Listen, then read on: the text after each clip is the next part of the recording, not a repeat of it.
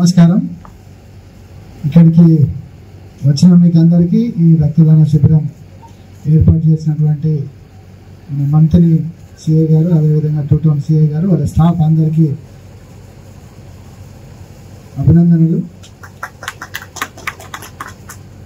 1959లో అమరులైనటువంటి వారిని సియాచిన్ ప్రాంతంలో జరిగినటువంటి ఆంబుష్ ద్వారా చైనా సైనికులు ఎవరినైతే చంపారో అది స్మరణ చేసుకుంటూ, అదేవిధంగా డ్యూటీలో భాగంగా చాలా సందర్భాల్లో పోలీసులు కూడా చనిపోవడం జరిగింది. వాళ్ళందరినీ మనము ఆదర్శంగా తీసుకోవాలా, వాళ్ళు చేసిన సేవలను మనము గుర్తుంచుకోవాలి.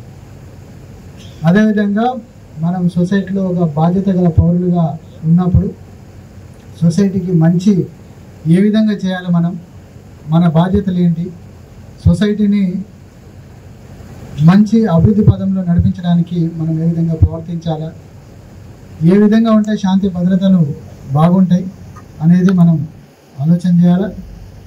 అదేవిధంగా మీరు చూసినట్టయితే ఎక్కడైతే శాంతి సామరస్యం ఉంటుందో అక్కడ అభివృద్ధి ఉంటుంది, ఎక్కడైతే గొడవలు ఉంటాయో అక్కడ అభివృద్ధి ఉండదు. కాబట్టి మన ప్రాంతాన్ని శాంతియుతమైన ప్రాంతంగా, అన్ని విధాలుగా మంచిగా ఉండే ప్రాంతంగా మనం తీర్చిదిద్దుకున్నట్టయితే అభివృద్ధి అనేది దానంతట అదే వస్తుంది.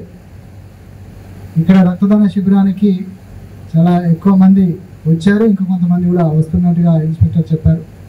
సో రక్తదానం అనేది ఇతరులను బ్రతికించడానికి ఉపయోగపడుతుంది. ఎవరైతే కష్టాల్లో ఉన్నారో, చాలామంది అనారోగ్యంతో ఉండొచ్చు, లేకపోతే ఏదైనా యాక్సిడెంట్లలో ఇబ్బందుల్లో ఉండొచ్చు, ఇంకే విధమైన సమస్య ఉన్నా కూడా ప్రతి వ్యక్తికి ఏదో ఒక సందర్భంలో చాలామందికి రక్తం అనేది అవసరం పడుతుంది. కొంతమంది కొనుక్కోలేని పరిస్థితిలో ఉంటారు.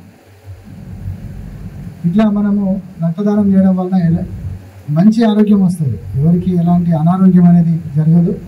ఇంకా మన రక్తాన్ని దానం చేసినట్టయితే కొత్త రక్తం అనేది ఫ్రెష్గా పుట్టుకొస్తుంది. కాబట్టి మన ఆరోగ్యం బాగుంటుంది. మీరందరూ కూడా ఇక్కడ స్వచ్ఛందంగా వచ్చి రక్తదానం చేయడానికి ముందుకు వచ్చినందుకు మీ అందరికీ ధన్యవాదాలు తెలియజేస్తూ